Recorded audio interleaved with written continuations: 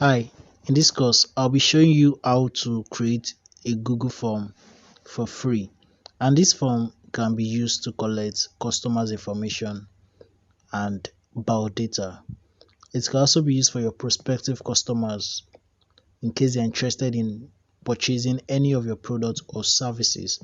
They can message you, or you can allow them fill in their information, their phone numbers and email address, which you can later use for your email marketing and WhatsApp marketing to reach your customers.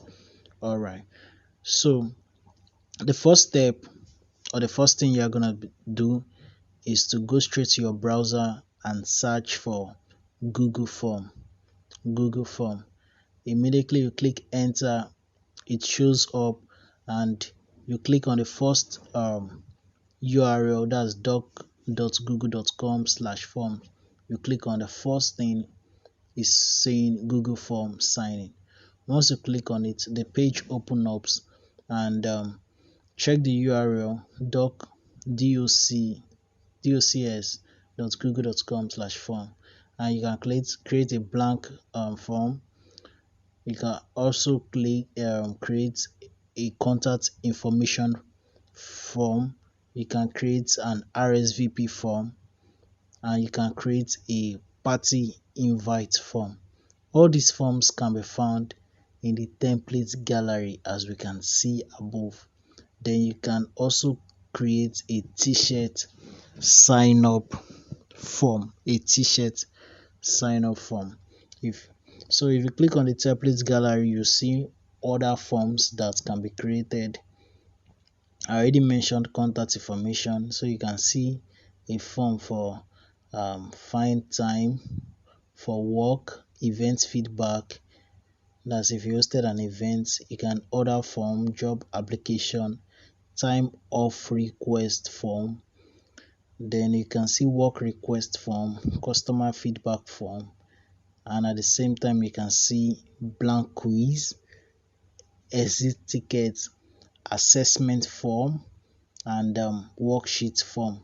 Then definitely course evaluation form. These are templates that you can make use of anytime, and you can just edit it to fit in the program that you just did, or the event that you just did. So let's make use of the event feedback form. Just click on it and it loads immediately. So we can see the header, we can see the title, which is event feedback. The title is also the same thing displayed there, event feedback. All right, so let's scroll down and check. Let's check. All right, so these are the questions. How satisfied were you with the event? And these are the answers. Not very.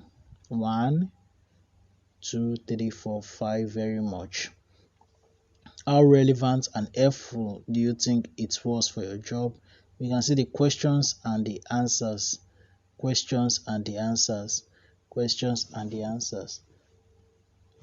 And definitely you can always click on any of them and edit any of them. You can always click on any of them and edit any of them. That's if you choose to use any of these templates. You can click on any of them and edit any of them. See the delete button right there. You can delete anyone that you don't want to make use of. All right, so basically, then you can definitely preview what you've done. See the preview button over there. You can preview it to see how it will appear when your customers are filling the form, to see how it will appear. All right, you can also fill in the form and see how it will appear. That star means asterisk. This star means asterisk. Asterisk means important question. And you can also, the edit this form button is showing because we are logged in right now and we are the admin, so we can edit this form. But your clients, your customers won't see the edit this form button. It is private to you, and you alone. All right, then you can go ahead to submit the form or clear the form. That's if there's any mistake, definitely you can go ahead to clear the form. All right, so basically let's go back to Google Form and create a blank um, form. All right, now we are in the page for creating a blank form. The first thing is that we title our form. We give it a title, and the title has to is depending on what you want to actually create. But since this is a practical form creation video, let's just name it form creation video. Then we can also give it a description. The description has to be related to the title. The description has to be related to the title. So we say this form is for practical, is a practical session form, and it is for my students. So basically, and this form is collecting email addresses. You can change the settings if you don't want the form to collect email addresses, but I recommend that every of your form should collect email addresses. Why? Because you can always make use of emails for your email marketing. Very, very important. All right, let's move on. So once you click the untitled form, it changes immediately to what you have given to it as the title. All right, so if you go back to this event feedback, that's the title, event feedback, and you can see the description here. The description is: thank you for participating in our event. We hope you had as much fun as we did organizing it. We want to hear your feedback so we can keep improving our logistic and content. Please fill this quick survey and let us know your thoughts. Your answers will be anonymous. A very nice description for this event. You agree with me that this is a very nice description for an event. So move to our form. Then you just click on the untitled question and you are going to be able to edit it. Probably want to collect first name for our form. So you click question first name, then you change the answer page to short answer. You change it to short answer. So once you click on short answer, the people will be able to fill in their answers. Then you can also see the duplicate box and you can delete any question. Then if it's required, that means if it's very important, you have to click the require button. Then you can see more options from there. There are two things under the more options. Number one is description and number two is response validation. Response validation is used when the response has to be equal to what the owner of the form is expecting. Then if you click on the description, you can always put a description below each question to explain or expatiate more. So we can just say, please input your first name here. Basically, everybody knows what first name means, so there's no need for us to actually put a description. Then we can duplicate and ask for last name too. And basically, let's just delete this because everybody understands the meaning of last name. So short answer is also the um, thing to use. Then we can ask for their phone number. Probably their WhatsApp number, so we can always reach them. And the best answer option we can use is short answer, so they can put in their phone number. Then we can definitely duplicate it and ask for something else. And basically now let's ask for Facebook account. So they are going to be typing in their Facebook name inside the short answer text. All right, there's many other things to learn, which is add video. You can add video to this, you can add image, you can add title and description, you can import questions, Then you can also put in session 1, session 2, session 3. Okay, let's just try the session out. Let's say this is session 1, the previous one. Then session 2, let's give it a title 2, and session 2 can be biodata, or let's just say information personal information. And notice, this is optional. The description is also optional. So you click on the add question button, and the question please pop out. Then let's put maybe age. Now this time around we are not going to be using short answer, though we can use short answer too, but let's use the check boxes. So let's say from age 0 to 18, let's say from 19 to 30, let's say from 31 to 50, let's say above 50. All right, let's say above 50. Okay, now let's change these check boxes, because check boxes will allow you to check audio option. Let's change the check boxes to multi-choice. Multi-choice will allow you to check only one option. So if it's required, you can always click on required, and you can always click on add question. So let's ask for the agenda too.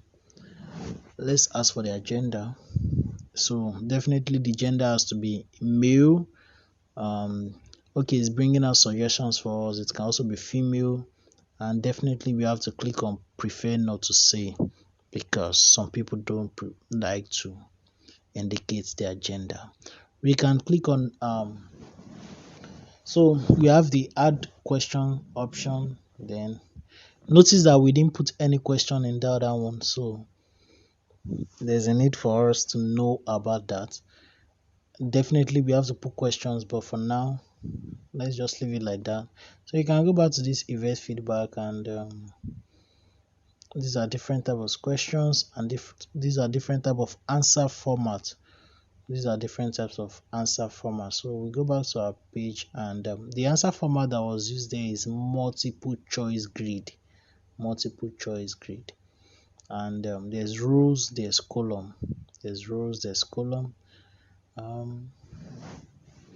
Then there are different types of answer sessions. We have linear scale, we have tick box grid, and you can read more on these answer sessions to know the best answer to use for any of your questions. There are a lot of answer formats, so for you to know the best option to use for your question. So let's just use like that answer that the event feedback form add. So we have accommodation, we have 1, we have 2, we have 3, we have 4, we have 5, and we have NA, which is not available. Not available. All right. So for the other row, we had welcome kit. So welcome kit. That's for the other row. Then require response in each row. Yes, we are making it compulsory. If you don't make it compulsory, that means some rows might not have answer. Then you can preview what you've done. We can preview what you've done. Form creation video. This is a form practical session for my students. All right, so email address, please input your first name and last name, phone number, WhatsApp. So basically we are going to be filling everything, and we are going to be clicking next. The reason why we are going to be clicking next is because we've actually broken it down to 2 sessions. Let's just fill in anything for this Facebook account and click next. All right, so this is the session 2, which is personal information and age, male. All right, this is the question place where we didn't put any question, and also in this place we didn't put any question. You should put questions. Surely you should put questions. Then she also put a description. 1 is representing very dissatisfied, while 5 is representing very satisfied. And it's already showing that this question requires 1 response per row. Then once you are done, you can click the submit button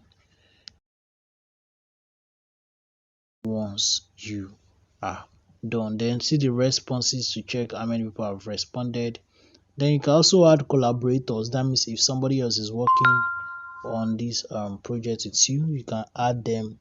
Just type in their email address over there and click done, once you are done typing their email address. All right, once you are done typing their email address. All right, so and we can also add header. So just go straight to customize theme, and choose an image. Let's just choose any image. We can upload an image and we can choose from photos. We can also choose from this. Let's just choose this, and all right, you can see that the image has appeared immediately. Just be creative about this. Check this header out. Majorly use your company's picture or something. Then you can also change the theme color. You can change the background color. Just be very creative about this. Then definitely you can also change the font style. Now it's in basic, but you can change it to decorative, you can change it to formal, and you can change it to playful. Just be very creative about form creation. You can also check many examples online about forms and what is expected to be there, and definitely you can create any form of your choice. Thank you for watching this video.